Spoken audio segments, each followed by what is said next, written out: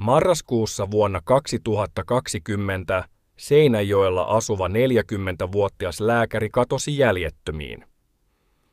Yli puolen vuoden ajan hänen kohtalonsa pysyi mysteerinä, kunnes kesäkuussa 2021 hänen ruumiinsa löydettiin kerrostalon kellarista. Tämä on tarina yhdestä Suomen hämmentävimmistä katoamistapauksista.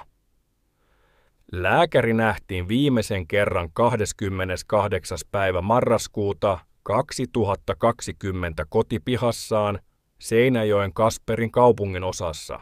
Hän oli perheetön, tavallista elämää viettävä mies, jolla ei ollut yhteyksiä rikollisuuteen. Samana iltana naapuri kertoi, että tuntematon mies oli yrittänyt päästä sisään lääkärin asuntoon pyytämällä naapuria avaamaan kerrostalon ulko-oven.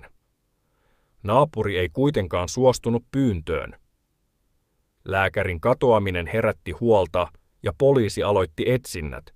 Häntä etsittiin muun muassa joesta, mutta tuloksetta. Kesäkuussa 2021, yli puoli vuotta katoamisen jälkeen, lääkärin ruumis löydettiin paloteltuna kerrostalon kellaritiloista Seinäjoen Kasperin alueella. Poliisi ei paljastanut tarkkaa sijaintia tai sitä, miten ruumis löydettiin, mutta taustalla oli sekä poliisityötä että yleisövihje. Aluksi tapausta tutkittiin tappona, mutta ruumiin löytymisen jälkeen rikosnimike koveni murhaksi. Poliisin mukaan kuolema oli aiheutunut voimakkaasta ulkoisesta väkivallasta, mikä viittaa erityisen julmaan tai raakaan ja suunnitelmalliseen tekotapaan. Poliisi on tutkinut tapausta joulukuusta 2021 lähtien. Tutkinnanjohtajan mukaan poliisilla on ollut epäiltyjä kiinniotettuina, mutta ketään ei ole toistaiseksi vangittu.